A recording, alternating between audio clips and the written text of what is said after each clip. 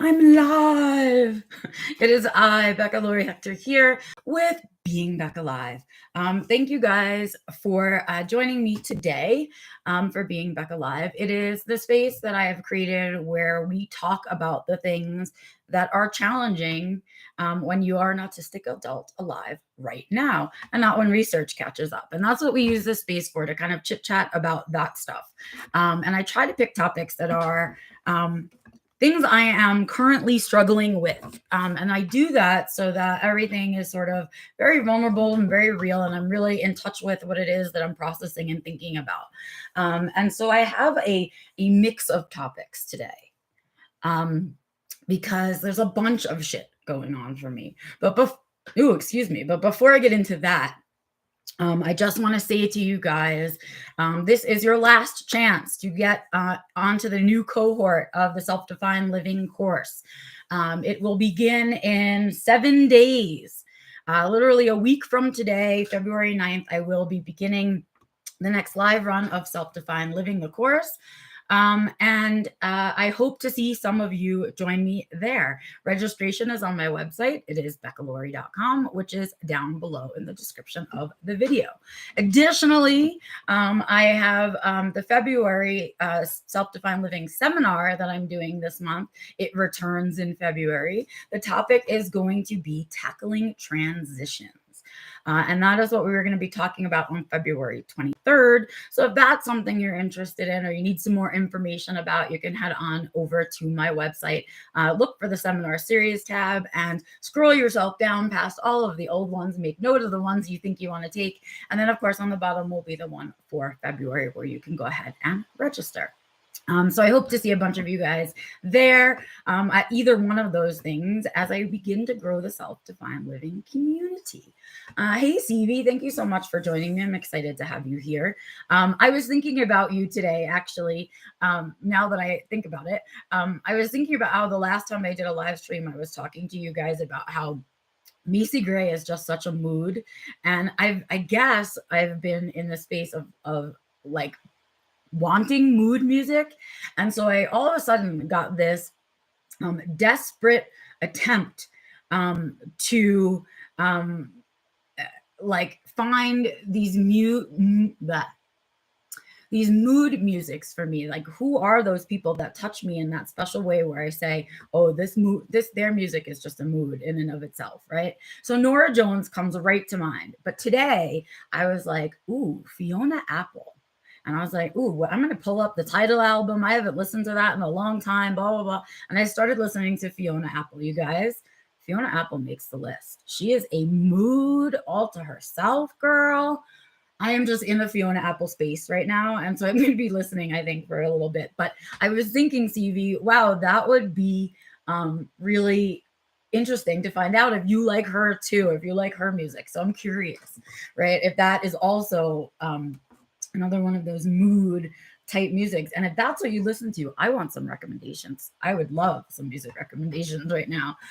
Anyway, so good topic, says CV. I really find basic physical transitions task to task challenging. It is. You know what? I will definitely be talking about those physical transitions and those task transitions. And then also the big life transitions, right? Because transitions are all over the place in our lives. Please check her out. She sort of was really popular, I guess, when all the music is that I like was popular back in the 90s or early 2000s. But I just dig her sound. And also Norah Jones. If you've never listened to Norah Jones, have a listen. I'm just really into these really jazzy, moody vocalists, female vocalists, particularly right now. Hey, Bernard, thank you so much for joining me. I love having you guys here. Nancy, good afternoon. You did just make a big transition. So Nancy's joining us today, and boy, did she just make a new transition and a big transition, right? She just moved from state to state, as you guys can see in chat. I am so thrilled for you, Nancy. You have been building up to this move for quite some time, and I am so thrilled for you that you did it. It's behind you. Oh my God. And I'm excited for the new transitions to come for you too. You've got a new kitty friend now and all kinds of stuff is happening for you. So like really excited, right? Because The thing about transitions is they are like stress, and they come in two forms, and they come in the form of good transitions and bad transitions, right? Sometimes transitions are transitions to activities you don't want to do, or a transition in life that is difficult, or anything like that, right? But then, of course, we can't help but have them. And just because they're good doesn't make them easy, right? Just because it's a good transition, like this one where you've been trying to move for a long time, right, doesn't make it an easy transition. It makes it just as difficult and complicated, right? So I am so excited for you guys. Oh, Bernard listens to Fiona. Isn't she a mood? She's just such a mood girl. I hope somebody somewhere sometime will listen to and watch these videos and hear me giving them little shout outs. So shout out to Fiona Apple, shout out to Nora Jones, and shout out to Miss Macy Gray, who just always, she's got my mood. I'm almost in like a Lauryn Hill place, but not quite yet. So I like that sultry, vocal, jazzy stuff. If you guys have any music recommendations in that realm, I would love them. I am in that space right now. Anyway, so congrats to Nancy and her big transition. And yes, I will be talking physical transitions, life transitions, daily transitions, stuff like that, all throughout this whole topic of tackling transitions on February 23rd. So, right, yes, Nancy said it was not easy, but good, right? And so that's what I kind of want to talk about today, because that is how I feel about stress too, right? At the word stress, we always think negative things happening in our lives, but that's not always the case, right? The case is sometimes, right? Stress can come from a good thing, like a move to another state, like getting married, like adopting a new pet, right? All of those are transitions. They're also stressors, right? And even though they're stressors about good things, it doesn't mean it's not using up your spoons in the same way that stress of the bad kind uses up your energy, right? And so I've been thinking a lot about that today, because I am in that space where I am having both kinds of stress. And I talked about it a little bit on Growing Gratitude this past week, that I had a week of both good stress and bad stress, meaning I have had some really stressful meetings. I have another one this afternoon, and about a project that I am excited about, that I want this opportunity so much. And it's causing me stress, right? It's an opportunity, but it's not of my normal routine. It is not part of the balance that I create, right? So it still creates stress, right? There's pressure surrounding the meetings, right? And even though, and you know, that's just like life, right? So like when we're doing good things for ourselves, like applying to college, or looking at places to rent to live maybe, or even going shopping for an outfit you need for a special occasion, right? Those things can be fun while simultaneously being stressful. And that's not something that people talk about ever, right? That there is good stress, but that stress, no matter in what form it's coming, it's draining you, right? And so I'm feeling a little tired. I'm feeling cranky. If you follow me on my personal Facebook, I just posted about not wanting to, in fact, I'll read it out loud because it just is how I'm feeling today in a nutshell. Today, I'm tired of being the person to lift everyone else up, just over it. Tired of doing the heavy lifting. I do believe I'm in the early stages of burnout. So if you think you need me today, think again. Right? I mean, that's where I'm at right now, right? Is in this low spoon, been in and out of transitions for a year now, a little bit more than a year. Looking forward to some really big opportunities that are on my plate at the same time, right? So good stress and bad stress is too much stress to me right now. And I feel like I'm really beginning to step into the early stages of burnout because of it. I'm starting to feel like I don't feel like waking up in the morning, or that I want a vacation from my life. And those are my trigger words, right? Those are the ways that I know that something's up, right? And so because I know that about myself right now, I'm aware that I might be entering burnout, and I got to do something about it. There is something not right. Maybe I need to be shifting up my morning routine, changing when I make my appointments, doing something different about my chores. I don't know. I mean, I feel stretched thin and I feel tired, but I'm also excited about the things that I'm doing some of the things that I'm doing, a lot of the things that I'm doing, but there's also this need to just take a break from all of the stress. There's that feeling of just, can I just have a day, please, where no new stress comes in and I don't think about my current stresses, good or bad, right? That's how I'm feeling today. Like that break is necessary, right? And for me, that is a good key into that something's off. I'm either pursuing something that's not right, or I'm not utilizing my days well. I'm missing out on something. And one of the things that I talked to Antonio about yesterday actually is this awareness that I'm missing joy. And that's something that I talk about, you guys. It's been a hot bit since I've done something just for fun, right? Or I've had a day to do something just fun. And I think that's a way that I need to adjust right now. I am feeling just stretched really thin, which makes me kind of want to run away. And that feeling means it's time to pay attention, right? And so I need to do something that, and it's not that I'm stretched. That's the piece of it. It's not that I'm stretched so thin that I need to do less things. What I'm missing is the balance of fun and light and joyful things in the mix of all these other stressful things that I'm doing, right? Just some lightness of some of the things that I'm doing. And so I'm going to be working really hard for the next week or so to be inserting fun and joy and lightness into my life, like just reading for pleasure, right? That's one of my go-tos. I haven't really had the time to sit and read for pleasure in a hot bit. And those are little joys that are missing. And because they're missing, I think I'm starting to feel like I've been too busy to pay attention to joy. And that's terrible, because when I do that, I start to feel like this, right? Like I'm working all the time. And what am I doing all this work for, right? Why? Where am I reaping the rewards? So that's where I'm at right now.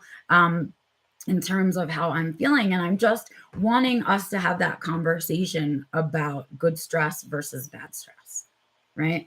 And also the idea that really more than just good stress versus bad stress is the idea that good stress does exist and it's still stress and it still drains you.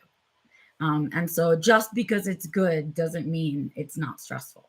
And I feel that lesson is really important for us on the spectrum. I think we think if we're doing something we enjoy, or we're doing something that we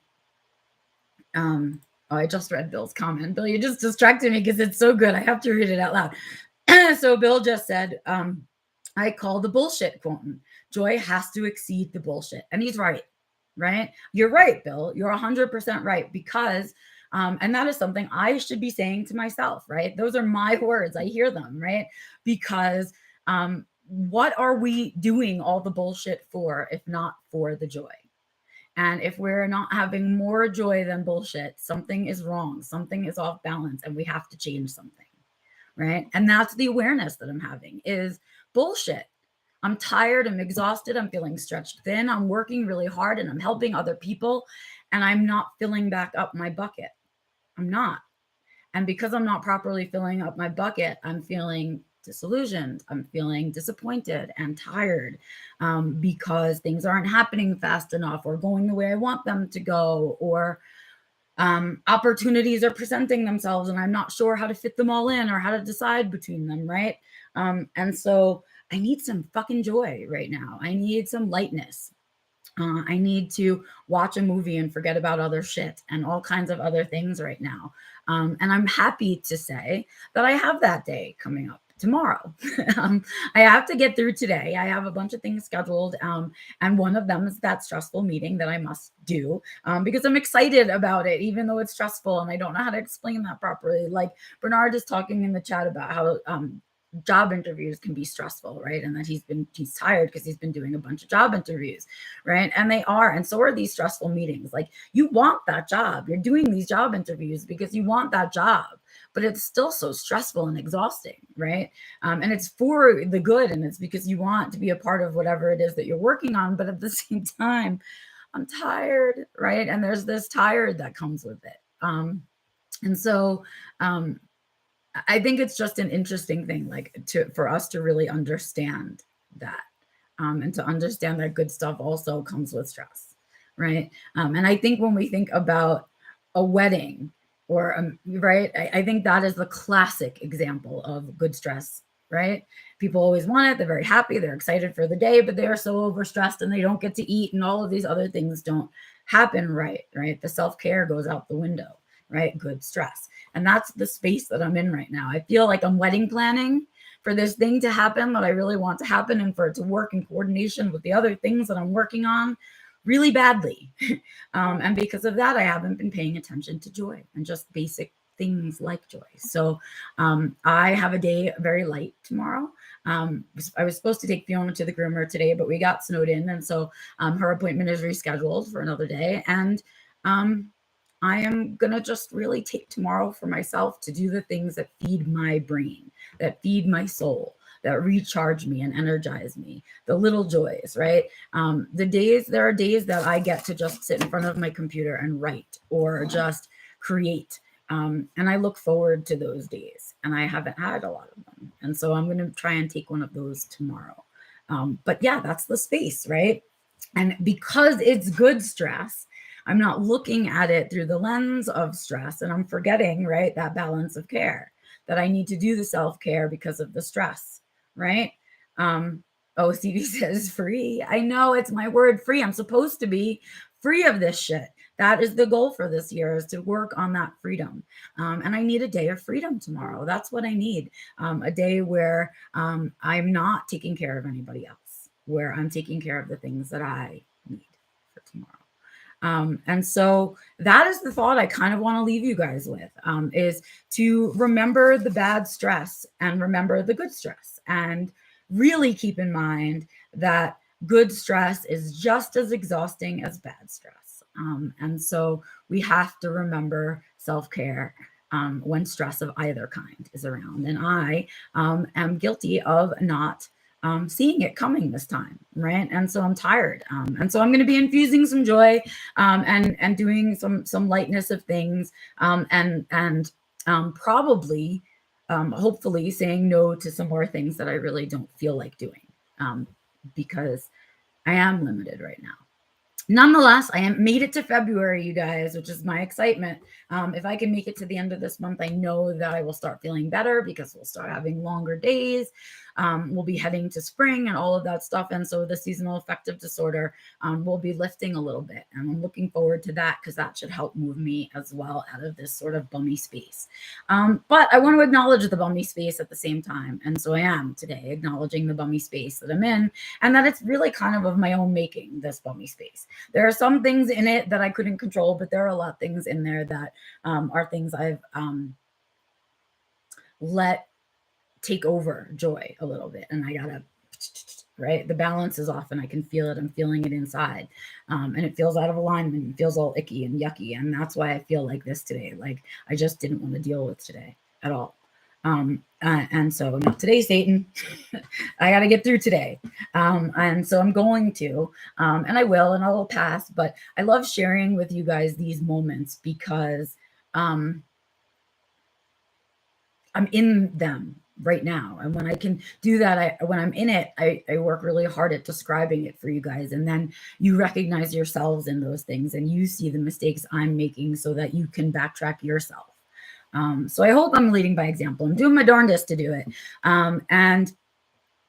With that thought, I am going to once again remind you that I am doing Tackling Transitions this February on the 23rd, and that registration is open, and that you have 1 week left, just 1 week, to go ahead and register for the next live run of Self-Defined Living. That's it for me today right here on live stream. I will be back on Sunday with the next Growing Gratitude. And then, of course, I'll be back next Wednesday with the next Being Becca Live. Until then, you guys, get out there and seek joy, create joy, share joy, all the joys, because that's going to be my focus. So send me your joy, share your joy with me. I need it. I need all the extra that there is out there right now to recoup. So do that for me. And then, of course, I'll see you out and about on the interwebs, and see you here on Sunday for Growing Gratitude. Bye, guys. Have an amazing day.